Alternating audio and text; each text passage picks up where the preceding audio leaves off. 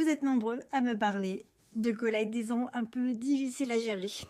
Aujourd'hui, on va s'attaquer à un problème épineux.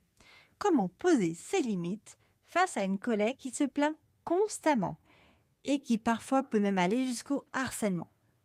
Accrochez-vous, car je vais vous donner des outils concrets pour reprendre le contrôle et retrouver un environnement de travail plus serein.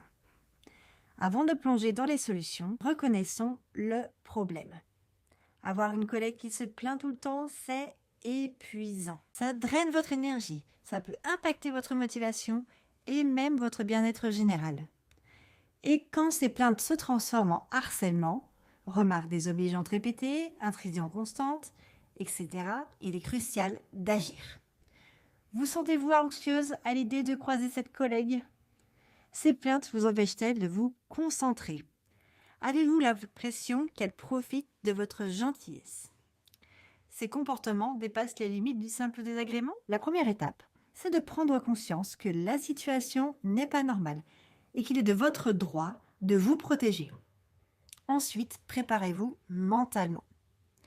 Poser des limites demande du courage, mais c'est essentiel pour votre bien-être.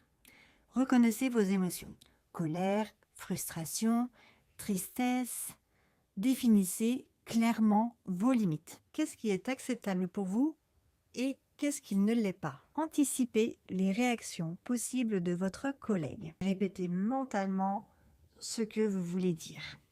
Le moment est venu de communiquer vos limites. Voici quelques techniques efficaces. Face aux plaintes.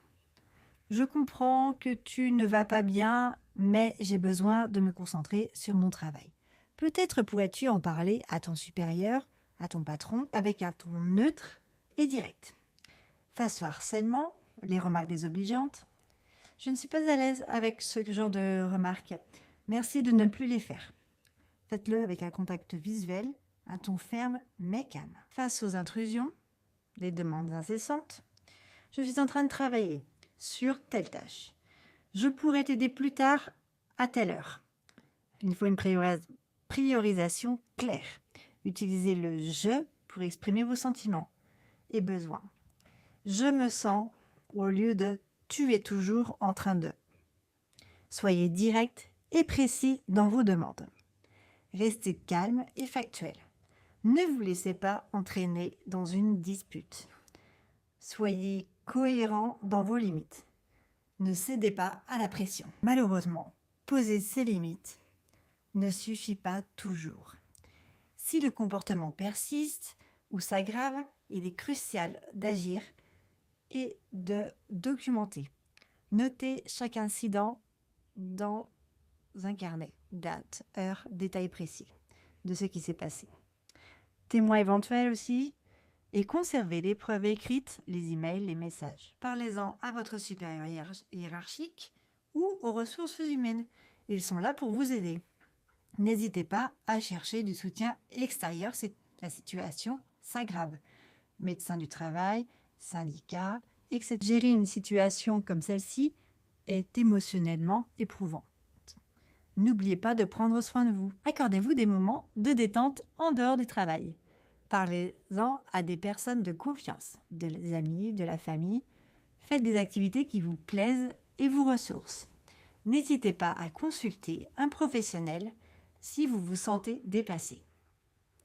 Voilà, vous avez maintenant des outils concrets pour poser vos limites face à une collègue difficile. Rappelez-vous que vous avez le droit d'être respecté et de travailler dans un environnement sain. Soyez courageux et persévérant et n'hésitez pas à demander de l'aide si vous avez besoin. J'espère que cette vidéo vous a été utile. N'hésitez pas à partager vos expériences, vos questions en commentaire. À bientôt pour une prochaine vidéo. Likez cette vidéo, abonnez-vous à ma chaîne pour plus de conseils et partagez-la avec ceux qui en ont besoin.